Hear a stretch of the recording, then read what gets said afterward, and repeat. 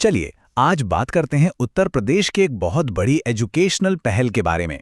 इसका मकसद है हमारे सबसे छोटे स्टूडेंट्स के लिए सीखने की बुनियाद को ही बदल देना। तो आइए समझते हैं कि ये पॉलिसी कागज से निकलकर क्लासरूम तक का सफर कैसे तय करेगी। देखिए, किसी भी बड़ी एजुकेशनल पॉलिसी के पीछे एक बहुत सीधा सा सवाल होता है, हम अपने स्टूडेंट्स से क्या सीखने की उम्मीद कर रहे हैं। मतलब एक पहली क्लास के बच्चे के लिए कामयाबी का मतलब क्या है।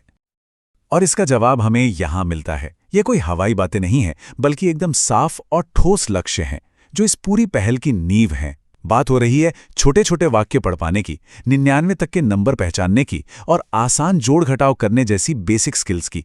यही वो बुनियाद है जिसे हर बच्चे के लिए मजबूत बनाना है। तो ये तो हो गए एक स्टूडेंट के गोल। अब देखते हैं कि इन लक्ष्यों को हासिल करने के लिए जो बड़ा नेशनल प्रोग्राम बनाया गया है वो क्या है। इसका नाम है निपुण भारत मिशन। इसका लक्ष्य बड़ा सीधा है, लेकिन बहुत ही एम्बिशियस भी है। ये पक्का करना कि साल 2026-27 तक तीसरी क्लास पास करने वाला हर बच्चा पढ़ना, लिखना और बेसिक गणित सीख जाए। मतलब हर बच्चा कॉन्फिडेंस के साथ ये सब कर पाए। और ये सिर्फ कोई आइडिया नहीं है, ये एक ऑफिशियल पॉलिसी है। ये वो सरकारी ऑर्डर है जिसने उत्तर प्रदेश में इस मिशन की नींव रखी। ये एक पक्का डॉक्यूमेंटेड कमिटमेंट है। तो अब सवाल उठता है कि इस विजन को हकीकत में कैसे बदला जाएगा। इसके लिए क्या ऑपरेशनल स्ट्रक्चर बनाया जा रहा है।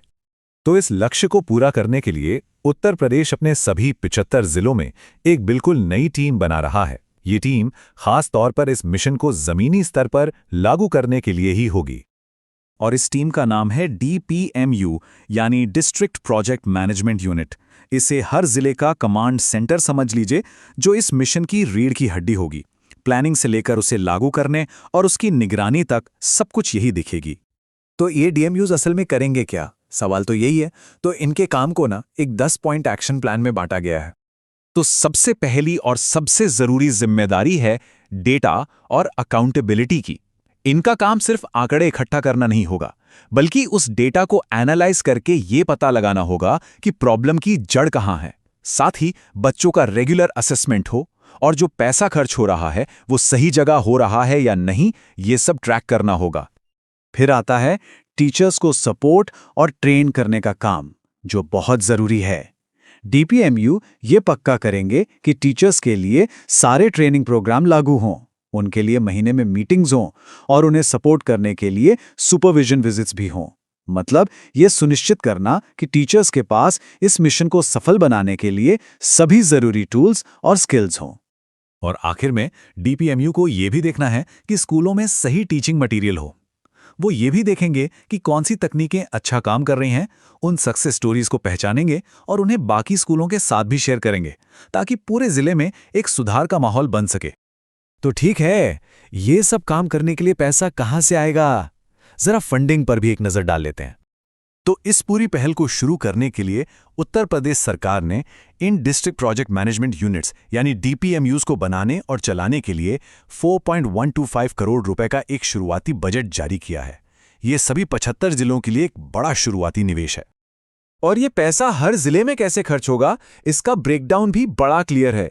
स्टाफ के मानदेय के लिए 2 लाख, ऑफिस सेटअप के लिए 2 लाख, लैपटॉप खरीदने के लिए 1 लाख और ट्रैवल अलाउंस के लिए 50,000 रुपए। हर चीज का हिसाब दिया गया है। और पता है इस बजट में सबसे कमाल की बात क्या है? वो है इसकी डिटेलिंग और ट्रांसपेरेंसी। एक एक रुपए का हिसाब बिल्कुल साफ साफ बताया गया है। मतलब डिटेलिंग का लेवल देखिए। जैसा कि हम यहाँ देख सकते हैं, ऑफिस की मेज कुर्सी से लेकर नए लैपटॉप में कौन सा प्रोसेसर होना चाहिए, ये तक तय किया गया है। ये फाइनेंशियल ट्रांसपेरेंसी का एक बहुत ही बढ़िया उदाहरण है। तो अब सवाल ये उठता है कि ये सब कुछ, ये पॉलिसी, ये टीम, ये पैसा आखिर एक स्टूडेंट तक कैसे पहुंचेगा और उसे कैसे फायदा देगा। और ये जो पूरी चेन है वो यहां एकदम साफ दिख रही है। सब कुछ शुरू होता है सरकारी आदेश से, जिससे लक्ष्य तय होता है। फिर DPMUs बनते हैं और उन्हें पैसा मिलता है। ये DPMUs टीचर्स को ट्रेन और सपोर्ट करते हैं। टीचर्स नए रिसोर्सेज का इस्तेमाल करते हैं और आखिर में स्टूडेंट सीखने के अपने लक्ष्य हासिल करता है।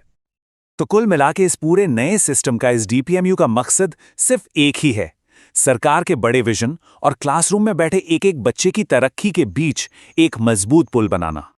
तो हम इसी बड़े सवाल पर आके रुकते हैं कागज पर तो ये प्लान बहुत मजबूत और अच्छी तरह से फंडेड लग रहा है, लेकिन क्या ये उत्तर प्रदेश को 2027 तक अपने सीखले के महत्वाकांक्षी लक्ष्यों तक पहुंचा पाएगा? असली परीक्षा तो अब शुरू होगी, जब ये प्लान जमीन पर उतरेगा।